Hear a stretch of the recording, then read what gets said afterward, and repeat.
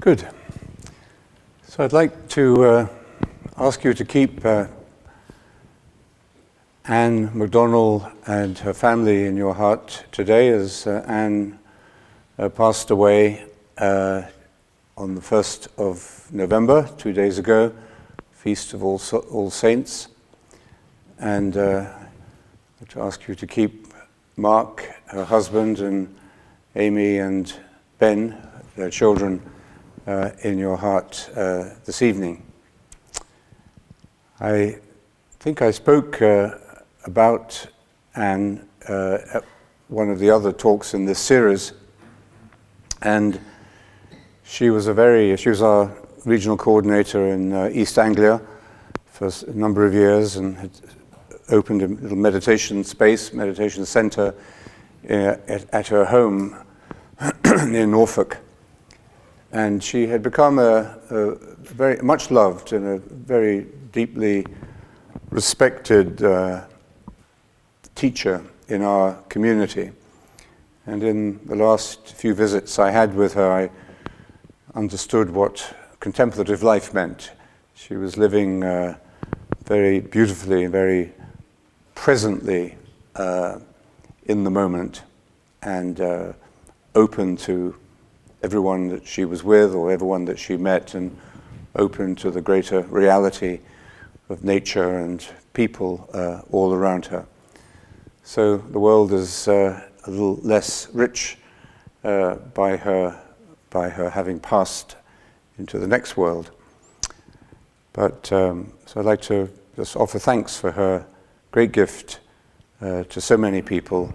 And this little book, Meditation and Dying, is a wonderful testimony to the way she learnt from her long terminal illness. And in the book, she remarks that she couldn't really resonate with the idea that you often read in obituaries that so and so died having eventually lost their long battle with cancer. And she said she didn't see it in that way. And it was precisely because she didn't see it in that way that she was able to see it, and in a way that has enriched and benefited so many other people. So we come to the end of this series of milestones, stages of life. The difference is that we've been looking at milestones in the other talks, but this is the last milestone. It's the end of the road. We've been looking at the stages of life from childhood to ripeness, to maturity, to old age, and now we call this one transformation. So why transformation? Why not death? It's easy to say that death is the great last transformation. Easy to say, and maybe it's consoling to say that. It makes death seem easier and gives us an explanation for the greatest of life's mysteries, apart from the mystery of birth itself. It's the mystery of why does anything exist at all? But also, why does everything that exists have to die? So it's easy to say death is transformation, and I'm not saying it isn't, but I'd rather not say it too easily.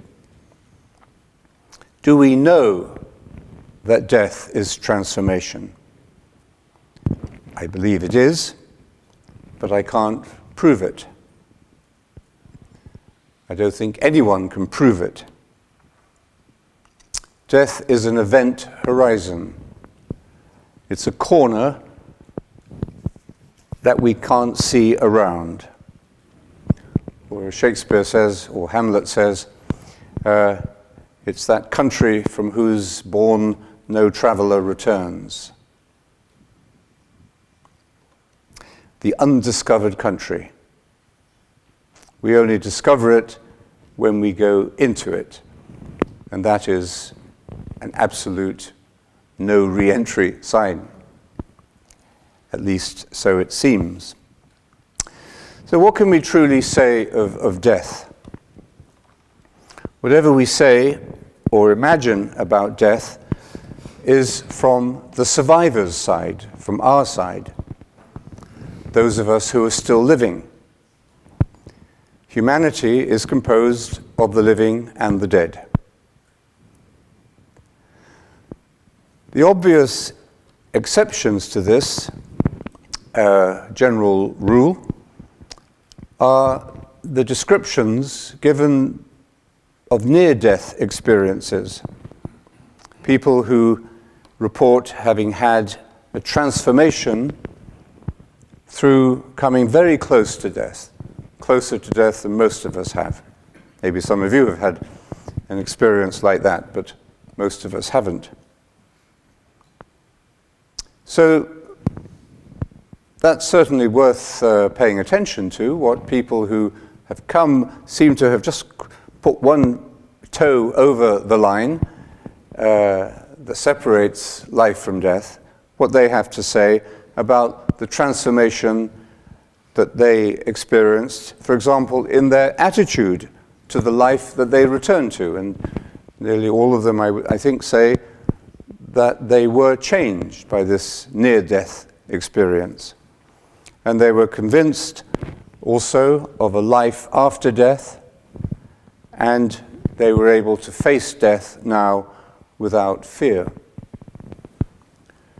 Almost 1 in 5 of patients who have heart attacks and were brought back to life had a near-death experience. The researchers say that there's no known medical explanations for describing those out-of-the-body sensations. There's a research group in Holland that investigated the experiences of 344 heart patients resuscitated after cardiac arrest. All had been clinically dead at some point during their treatment.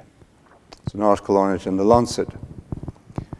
62 patients reported a near-death experience, of whom 41 described a deep experience during a special state of consciousness. These included out-of-body experiences, very pleasant or blissful feelings, seeing a tunnel, a light, deceased relatives, or a review of their life. So, I think we're intrigued by those descriptions, but they describe how a near-death experience was transforming. It doesn't mean that the real thing, death itself, is transformative. So there's no certainty about death, or what happens or doesn't happen after the moment of death. If I feel certain that death is transformative, it's the kind of certainty that comes with faith. And faith does bring an experiential certainty about certain things that you can't prove. But it's that kind of certainty, rather than the certainty we get through measurement or logical proof or the scientific method. But it's an important kind of certainty, and much of our life is based upon that kind of certainty. And even Francis Bacon, one of the founders of modern science, said that experience is the best proof.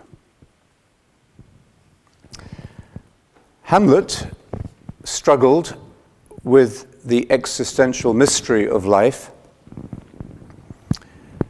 and it made him rather depressed and confused and didn't bring him to any certainty at all about anything.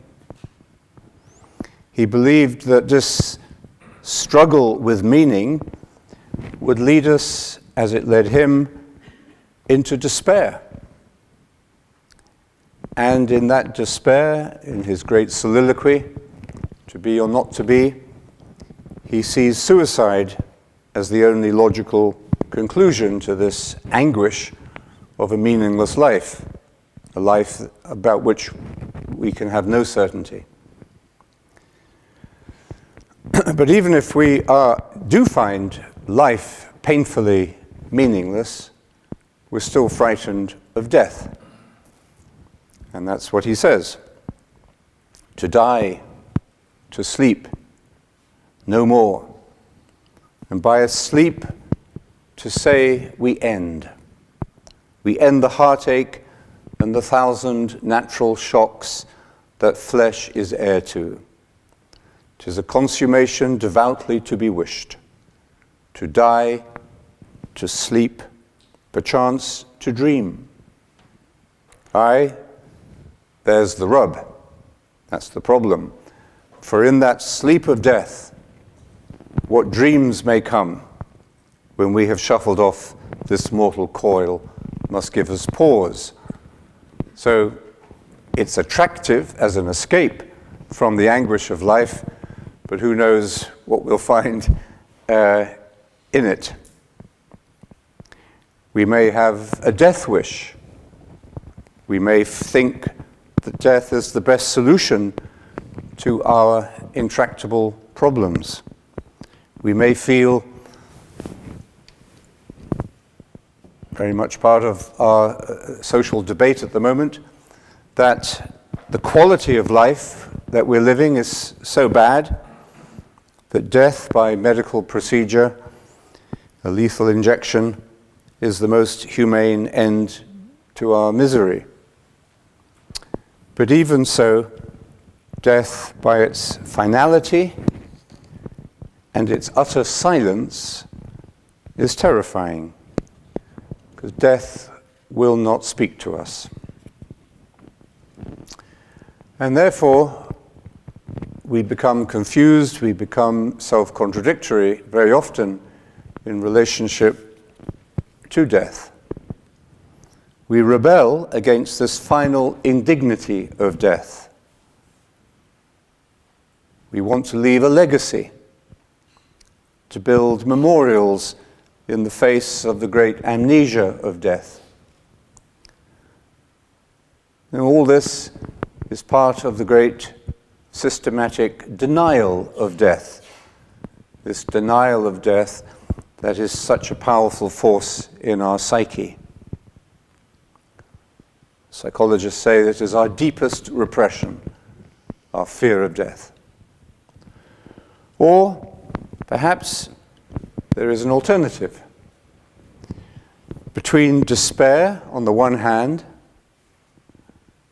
the Hamlet's despair and paralysis by fear, and denial of death on the other, which is how most of us cope with it, just by pushing it under the unconscious, there's an alternative, which is resurrection. This is the pivot of the Christian view of life and death. If you read the newspapers, you'd think that the most important thing in Christian life was sex, or the church, or our doctrines, or our different views on morality. But actually, the heart of Christian vision and faith is faith in the resurrection.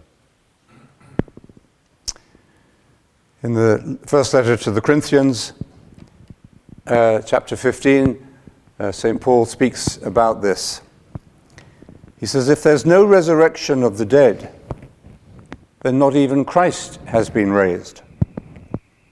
And if Christ has not been raised, then our preaching is in vain, and your faith also is in vain. Moreover, we are even found to be false witnesses of God, because we testified against God that he raised Christ, whom he did not raise, if in fact the dead are not raised. And so if Christ has not been raised, your faith is worthless. You are still in your sins. Then those also who have fallen asleep in Christ have perished. If we have hoped in Christ in this life only, we are, of all people, most to be pitied.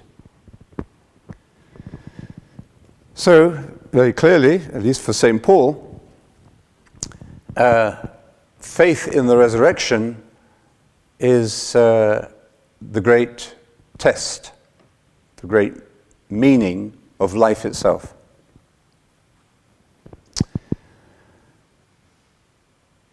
You only get to the truth of a story when you've got to the end of the story. It's only the end of the story that delivers the final meaning and the worthwhileness of the whole narrative. So you may be reading a book, there may be passages or long stretches of it which are kind of lose your interest, but you may throw the book away, of course, but you may just keep going in the hope that there's going to be a twist at the end or something that makes the book worthwhile and maybe makes you look at the whole story differently. So we keep turning the pages of a book as we keep getting up in the morning and going to work or doing the next thing we have to do, in the hope that in the end it will have proved to have been worthwhile. There will have been meaning in it. But we can't be sure until we get to the end. But what is the end? Like in a letter or an email, you do the main body of the message, and then you add a postscript. And the postscript may just be 2 or 3 lines, but it's in a different tone, and it gives the whole message a different spin. So the postscript may also be the real end.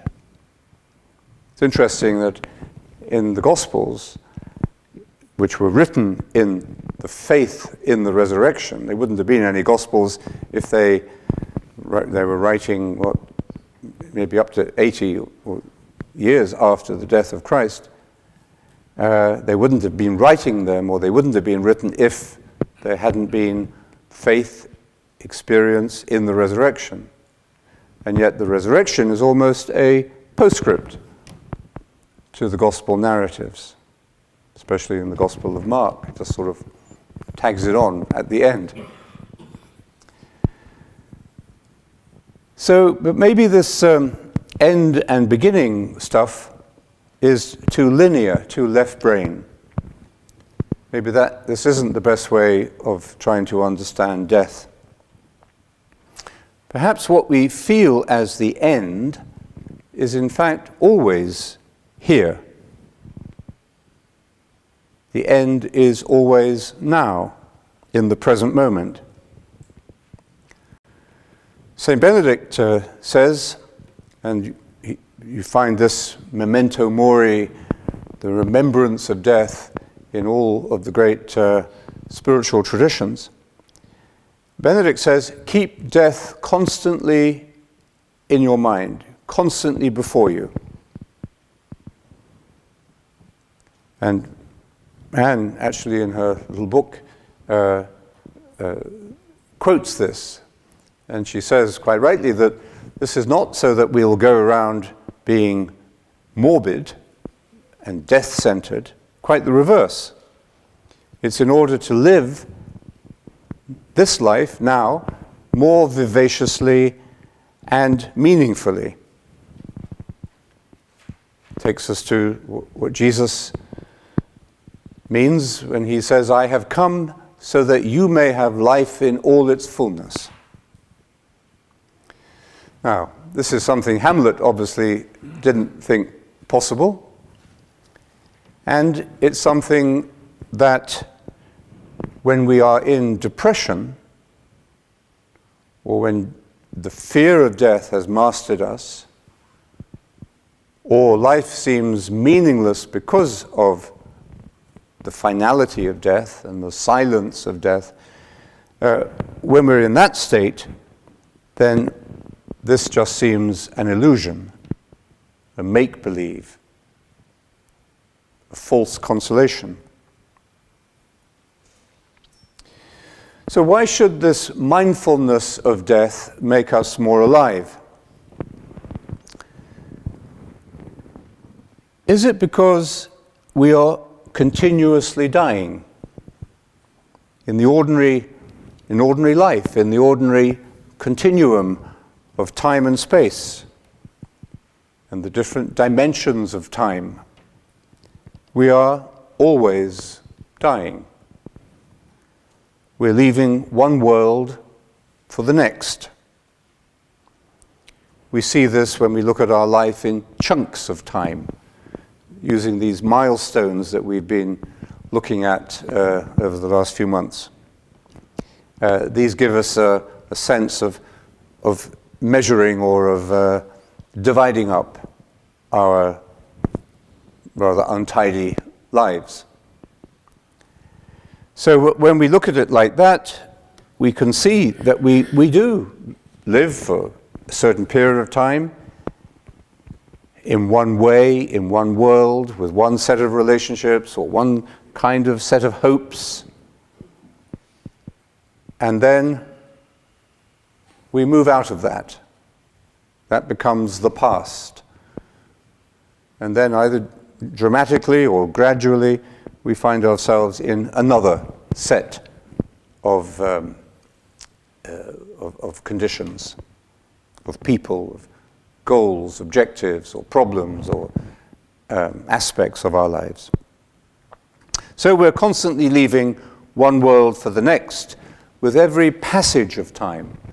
And time is all about passing, passages, moving from one thing to the next, from 1 minute to the next, from 1 hour to the next, from one phase of our life to the next. Whether this is a breath, or a nanosecond, or a historical era, or a simple, ordinary human lifespan, a lifetime. So however we measure time, it is always about transition, passage, from then to now, from the past to the present. But the now immediately becomes and then what? And then something else. It opens up to the future. And so in this perspective, and that's basically how we see life, in this perspective, death is part of life. It's part of the whole process. How can we actually separate death from life when we look at it in time? We can't. Time is all about dying. Leaving and arriving, arriving and leaving. Living in the present moment, as Anne had learnt to do, living in the present moment, that's the contemplative way of living, transforms our understanding of death, our feeling about death, by making us recognize it. We recognize it. We see it, and when we see it, we recognize it for what it is, because we are now familiar with it. We just know that it's always there. The fact that we can remember yesterday means that we are familiar with death. Yesterday has died. It's left a few traces. Those traces will get less and less. We remember less and less as time passes. Now, in particular circumstances, like when somebody we love dies, or when we are dying, and death becomes more and more present to us, we know that death makes us hurt. It is painful. It's the most painful loss. And it frightens us because we can't see round the corner. And we don't know what there is in that undiscovered country.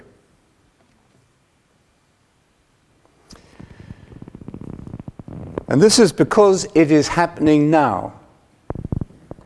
Like an exam day, you know, when you were worried about an exam you had to write, and then you've got a week, you've got a month to revise, and you've got a week to revise, and you've got 2 days to revise. And then you wake up in the morning and you think, oh my God, I'm doing this exam today. So it's when it arrives. And you don't feel, you know, you never feel ready.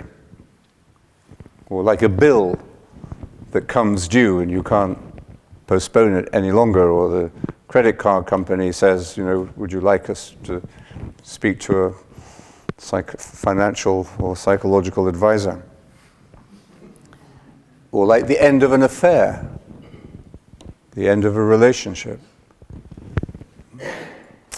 So, even if you have been with someone intimately during a long terminal illness, the moment of death, the particular moment, is shattering. It is shattering because it is so impersonal, so absolute, so unnegotiable, and so present, and so irreversible, and non-communicative. It just won't respond. And however often you press the rewind button, it won't go back. You knew it was coming, and you thought you were prepared for it, but when it actually does happen, at least in the moment, you feel completely destabilized and confused. So death, even for the best prepared people, is a phobia. I mean, we see this in the passion narratives of Jesus. Even for the most spiritual people, death is terrifying. In the moment of death, we need prayer. And we need a hand to hold. Because this phobia rushes up out of the dark pit. It feels like a sinkhole, which just opens up. And what seemed to be the solid ground on which we built our home, our family, our possessions, everything we expected to go back to this evening, and it's all been swallowed up in this great hole of nothingness. However, remembering Benedict, if we have become familiar with death, if we have seen that it is part of life, before that moment inevitably comes, when we draw our last breath, if we've learned to live with it, to recognize it, to become familiar with it, and of course to accept it, then that fear of death will diminish, greatly diminish, through time. And so when the moment of death does strike, in that final sense of the last breath, we will be better prepared, not fully, but better prepared to cope with it. And we may even, in fact, we very well could be ready to embrace it. As somebody approaches death at the end of a long illness, the people caring for them often notice painfully how the dying person is withdrawing from them. And that personal, intimate, compassionate, loving connection that they had with the dying person seems to be dismissed. It's like, in a relationship, and somebody says, I need a little space. And that feeling of withdrawing is deeply painful, seems cruel to the person doing the caring.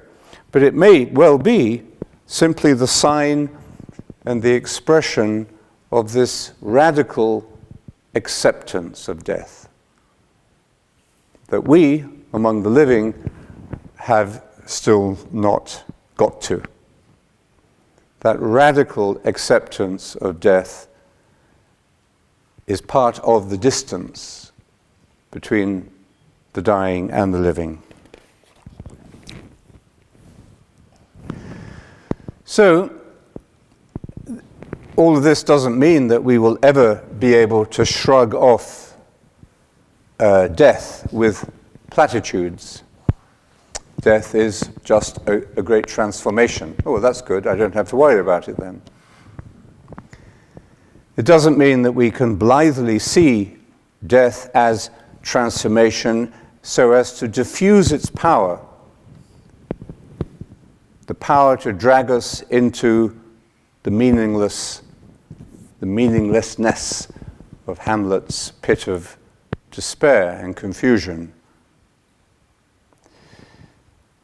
If we could face death in its moment of awful actuality and consistently say, oh, this is just a transformation I'm going through, we would not be facing death. Death is the end of our conscious contact with the process of transformation that is life. I mean, life is day to day a process of change. The experiences that happen to us we can see as meaningful because we say, well, we're going to learn from this, or we're going to reinvest it, or I'm going to learn from my mistakes. So we can see life as a constant transformation. But death is the end of that seeing. We don't see it anymore.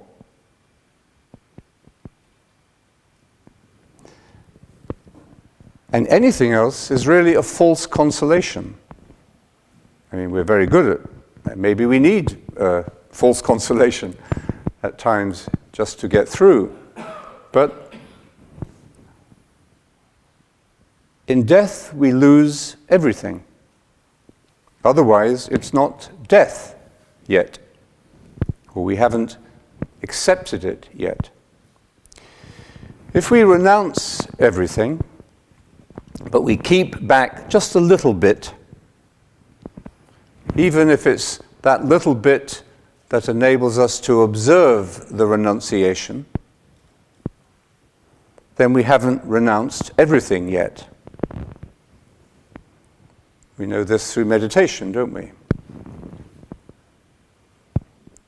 Meditation is this process of letting go, this process of renunciation. Let go of your thoughts, your imagination, your fears, your desires, basically everything. We think we want to let go of everything in meditation, and we get irritated with ourselves because we can't. But actually we're just in a long process, most of us, a long process of learning to renounce. And how difficult it is for us to renounce the observing ego that wants to watch the process and be there to write it up. Really to let go of everything. So death, like prayer, is a condition of complete simplicity, costing not less than everything. So the real question is not merely, is death a transformation? But is the end death or transformation? What comes right at the end? Is transformation a false ending? An untrue fantasy? There were many people who've read the Gospels have said, we don't need the resurrection. The crucifixion is enough. That gives dignity and a sense of heroism and depth of meaning, to life. The resurrection is a fantasy. So, is the end death? And should we just accept that bravely, stoically, heroically? Or is the end transformation? One or the other. If death is the final end, then our human identity dissolves in the same way that our biological and physical component parts will begin to decompose. It's not a transformation, it's a termination.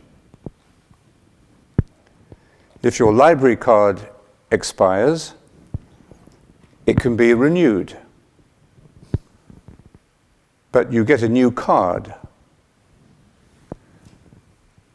There can be a new lease of life after the expiration date. But is it a transformation of what was before the expiration? Or is it just a reissue of the card? A reincarnation, which will itself expire one day? In the theory of reincarnation, after however many billions of reincarnations you have to go through, they are going to come to an end. And then what? The same question remains. Reincarnation isn't itself the end or the answer. If, on the other hand, transformation does happen after death, then we experience resurrection. The same person lives after death. They've had to die, just as Jesus actually died. The reason he didn't just have a prolongation of life, like constantly being given an extra 1,000 years to live. So the same person lives, although of course in a different set of dimensions. This new risen existence is so different from the previous one that there is no recognizable communication possible between them. We long to communicate with the dead, to get messages, give me a sign, to be reassured. But that's not a realistic option. And yet, if nothing can be communicated across this great divide between life and death, what does it matter? What does anything really matter? Humanity has come up with explanations.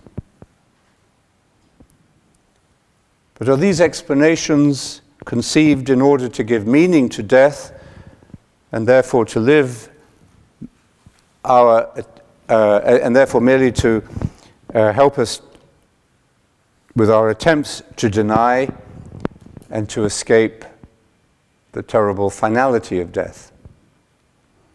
Reincarnation, karma, resurrection, purgatory, nirvana, paradise, Valhalla, life with the ancestors.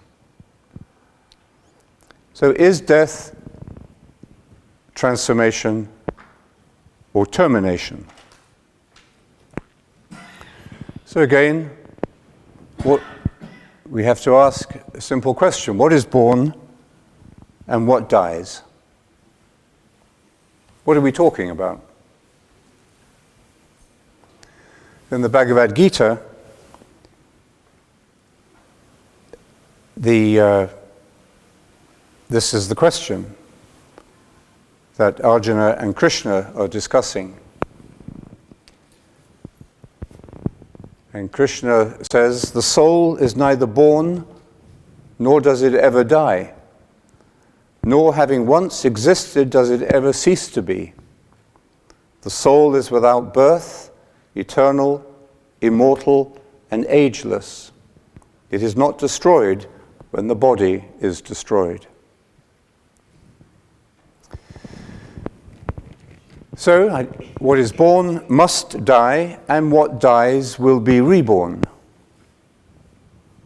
This is based on the laws of physics and also the law of karma. Resurrection overrules or claims a higher law than the law of karma through the power of grace, through the law of grace, of love. Gratuitous love, unconditional love, uncontrollable love. The only force of communication that can cross the bottomless pit, separating the living from the dead, is love. We don't stop loving those who have died. We don't think of them so much as time passes. Life moves on. But we don't cease to love those who have died. And maybe they do not cease to love us either.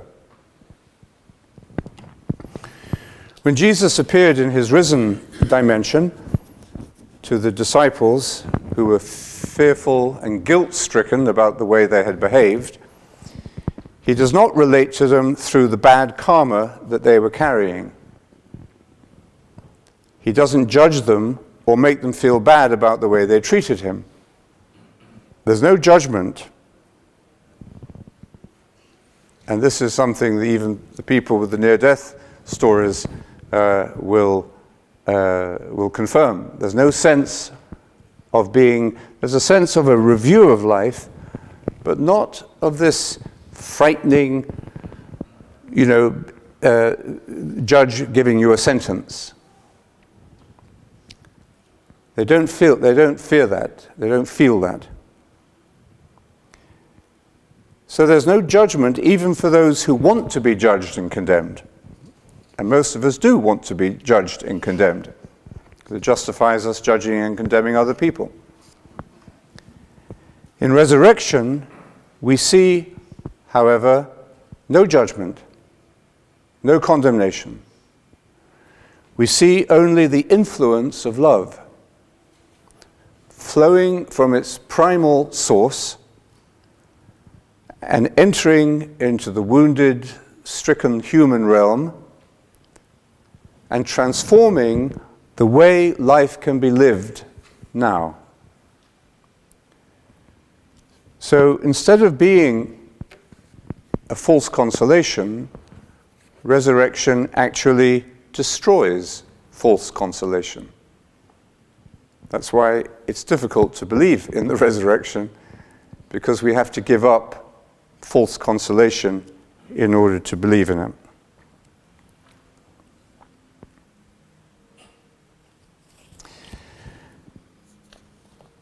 Resurrection is not, therefore, a happy ending to a sad story. But it's a transformation that changes the way we live life now before death happens, because that's all we can know, it's all we can speak about. We can't see around the corner, but maybe something comes from around the corner, or changes the corner itself. Before death happens, at the end, the death that happens at the end of the story of our lives. So death conceals the great metaphysical questions of meaning. If death exists as the final reality, if that is the end, then it's the end of reality. And there's no meaning that endures, and therefore reality itself is meaningless. That's basically what Hamlet was saying from one perspective and what St. Paul was saying from another one. If, however, death is followed, you've got to die first, but if death is followed by the great transformation of our return to our source and recreation by love that brought us into being, resurrection, then death ceases to be what we fear death to be. Death, according to the letter to the Corinthians, has its sting taken out of it. When this perishable body will have put on the imperishable, and this mortal body will have put on immortality, then, he says, will come about the saying that is written, "Death is swallowed up in victory. O death, where is your victory? O death, where is your sting?" Now, you could read that and dismiss it as superficially, merely as a consolation, a false consolation. But if we do, it will not be enough to diffuse the sting of death, our phobia about death. We will still live controlled by our fear or by our denial of death. We need to have felt the great transformation, the resurrection that follows death, before we can face death without fear and live life without the fear of death. I mean, that's basically what the gospel is about. That's why we built this church. So what I'm saying is, we need to have felt the resurrection before death, before we die, if we are to live life without the fear of death, to live life in all its fullness. And that's the meaning of the first fruits that St. Paul speaks about. But now Christ has been raised from the dead, the first fruits of those who are asleep. Our challenge is to make this intelligible to people of our time and to ourselves. And I think it's made intelligible through the experience of meditation. Experience is the best proof. And modern people require experience before we can even begin to believe something. We have to have some basis of experience. Meditation is the experience of this. We don't take it on trust merely anymore. The only things we take on trust are entertainment and consumerism. But we won't take this kind of claim on trust. What is the experience of meditation? Meditation baptizes us into death. What is death? The loss of everything. The immersion in the present moment. The transformation of all the dimensions of time. And this happens in what we call contemplation. Now, when people meditate just because they say, I'm feeling very stressed and I can't sleep at night and my cholesterol is too high and I feel very anxious and I meditate because that makes me feel better. Well, that is quite true. It does make you feel better for those in those ways.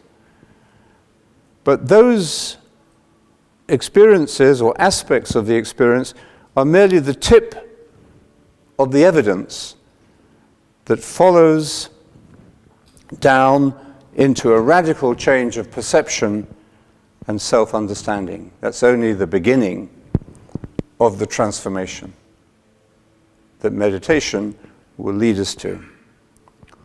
Or as John Main put it, every time we meditate, we enter into the Paschal mystery, into the dying and rising of Christ. And this is how, let's end with Anne's words about meditation. I think she wrote this about less than a year ago. I am blessed in having a practice of meditation that goes back over many years. It serves as an example of the new connection I've been trying to describe, the connection with reality. Essentially, meditation is a private, intimate practice where I sit quietly in the mysterious presence we name God. In that still place, words like isolation, taboo, punishment dissolve away. I know myself accepted beyond any boundary this life may present. A wide open space where there are intimations of a new identity that moves beyond the limit of disease and death. To attend fully in meditation requires a certain kind of death in which my restricted definitions of life are left behind, allowing me to sit quietly, open to this present moment that passes even as it is recognized.